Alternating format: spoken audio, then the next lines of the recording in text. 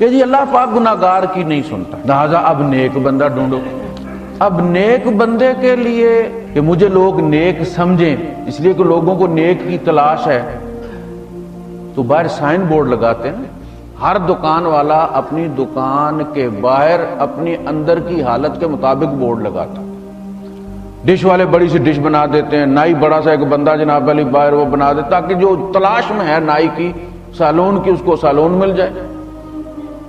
جو ڈش والے کی تلاش میں اس کو دور سے دیکھ کے وہ سمجھ لے، ان پڑھ بھی ہو تو اسے پتہ چل جائے کہ یہاں ڈشیں ٹھیک ہوتی ہیں، یہ فٹ ہوتی ہیں۔ تو پھر کچھ لوگ جبے شبے اوڑھ کے تو نیک شکل بنا کر بیٹھے ہوئے ہوتے ہیں، چونکہ لوگوں کو نیک کی تلاش ہے اور انہیں دور سے پتہ چل جائے کہ یہ نیک بندہ ہے، لہذا ہم سے آ کے دعا کروائیں۔ یہ ایک انسٹیٹیوشن قائم ہو گیا، کچھ دعا کروانے والے، کچھ دعا کرنے والے۔ یہ جو کرنے والے پوپس ہیں، ان کے پھر اپنے آداب اور ان کی اپنی طلب ہے۔ تو پہلے تو یہ بات کہ یہ تصور ہی غلط ہے۔ آپ دیکھ لیں کائنات کا سب سے بڑا گناہگار کون ہے؟ ابلیس۔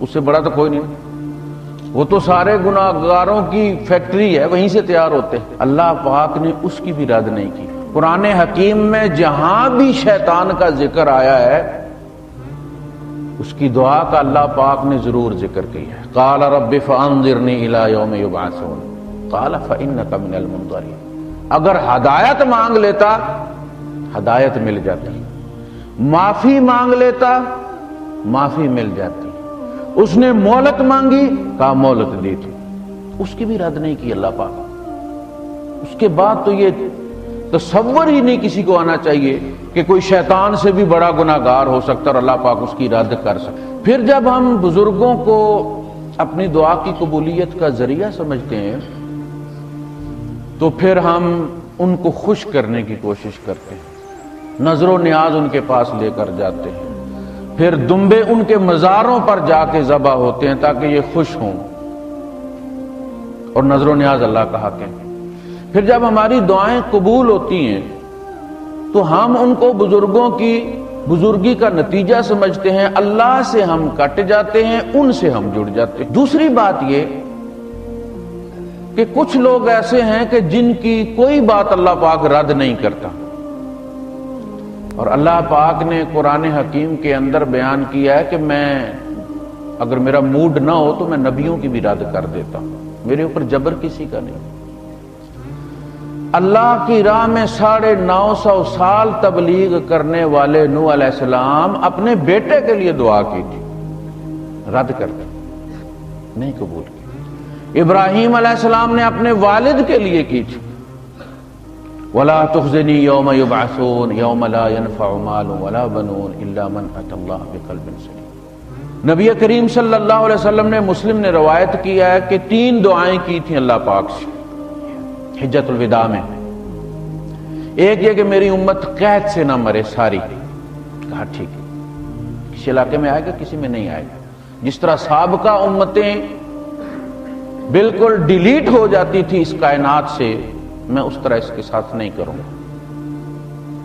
پھر کہا میری ساری امت غرق ہو کے نہ مرے، کہا ٹھیک ہے۔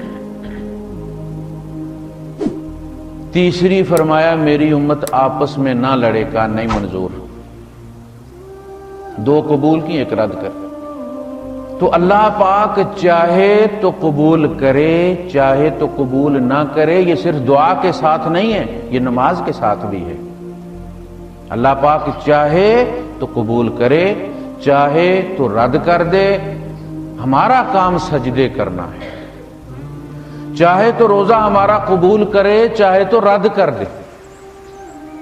ہمارا کام روزے رکھنا ہے، چاہے تو حج قبول کرے، چاہے تو رد کر دے۔ اس پہ جبر نہیں کیا جا سکتا، میں اتنے پیسے لگا کر آیا ہوں، کرنا پڑے گا۔ وہ شرائط ہوں گی تو قبول کر لے گا، نہیں اسے پسند ہوگا تو نامنظور کر دے۔ بادشاہ ہے نا، اس کا مزاج ہے، اس پہ جبر نہیں کیا جا سکتا۔ تو دعا ایک مستقل عبادت ہے جو ہمیں ہر حال میں کرنی ہے۔ چاہے قبول ہو یا نہ ہو. جس طرح نماز مستقل عبادت ہے، اللہ کا حکم ہے، اس طرح دعا بھی اللہ کا حکم ہے. اب یہ ہماری ضرورت بھی ہے. سبسکرائب کیجئے ہمارے چینل اور دبائیے بیل کا آئیکن تاکہ آپ کو ریگولر نوٹیفیکیشن اپڈیٹس مل سکے.